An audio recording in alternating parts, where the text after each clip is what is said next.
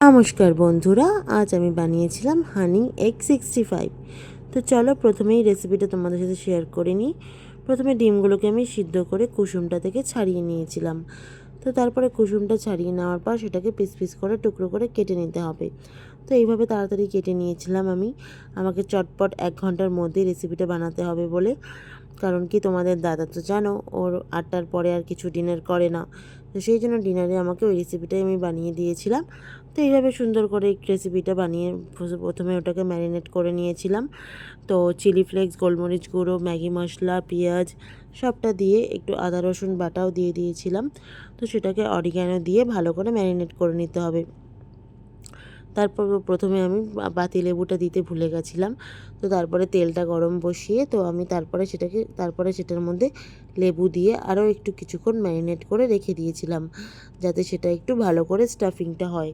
তো তারপরে আমি কড়াইতে তেলটা গরম করতে দিয়ে তো তারপরে তার মধ্যে আমি লেবুটা দিয়ে নিয়েছিলাম। লেবুটা দিয়ে কিছুক্ষণ আরও মেখে রাখতে হবে, যাতে লেবুটা ওর মধ্যে একটু ভালো করে সোপ করে।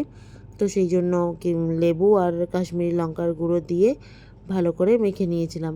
মেখে সাইডে রেখে এইভাবে ছোটো ছোটো করে হাতে বল বানিয়ে নেব। তো বল বানিয়ে নিজেদের ইচ্ছে মতো একটা বল বানিয়ে গরম তেলে সেটাকে ফ্রাই করে নেব। ব্যাস হয়ে গেল আমার প্রথম প্রথম স্টেপটা, এগ পকোড়া।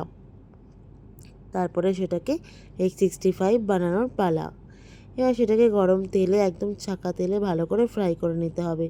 তো ফ্রাই করে নেওয়ার পরে তারপরে কড়াইতে রসুনটা দিয়ে সেটাকে একটু ভালো করে ফ্রাই করে নিতে হবে, কারণ যেহেতু এটা চাইনিজ আইটেম, সেহেতু একটু রসুন তো দিতেই হবে। তো রসুন দিয়ে সেটাকে ভালো করে একটু ফোড়ন দিয়ে ভালো করে নেড়ে নেব রসুনটা ফ্রাই হওয়া অবধি। তার মধ্যে একটু চিলি ফ্লেক্স দিয়ে দেবো, কারণ আমি কাঁচা লঙ্কার ব্যবহারটা করিনি। তো চিলি ফ্লেক্সই দিয়ে দিয়েছিলাম। তো চিলি ফ্লেক্স দিয়ে আর সল্ট অ্যাজ পার টেস্ট, তো সেটা দিয়ে তারপরে গোলমরিচ গুঁড়ো আর টমেটো সস দিয়ে ভালো করে সেটাকে টস করে নেব। তো তার মধ্যে আমি একটু রেড চিলি সসও দিয়েছিলাম টেস্টের জন্য। তো সেটা দিয়েও ভালো করে একটু টস করে নিতে হবে সসটাকে। তার মধ্যে 1 চামচ হানি দিয়ে দেবো। ব্যাস আমার একদম ফাইনাল স্টেপ রেডি। ব্যাস হয়ে গেল আমার হানি এগ 65। এবার ওই পকোড়াগুলো দিয়ে দেবো এর মধ্যে, দিয়ে ভালো করে একটু টস করে নেব। আমার হয়ে গেল রেডি হানি এগ 65। খেতে কিন্তু দারুণ হয়েছিল রেসিপিটা। পারলে তোমরাও একবার ট্রাই করো বন্ধুরা, অবশ্যই দারুণ বিকেলের স্ন্যাক্সে কিন্তু জমে যাবে। 1 কাপ চা আর তার সাথে এগ 65, দারুণ জমে যাবে। একবার ট্রাই করে দেখতেই পারো রেসিপিটা। টাটা। ভিডিওটা ভালো লাগলে লাইক শেয়ার করে দিও। Good night.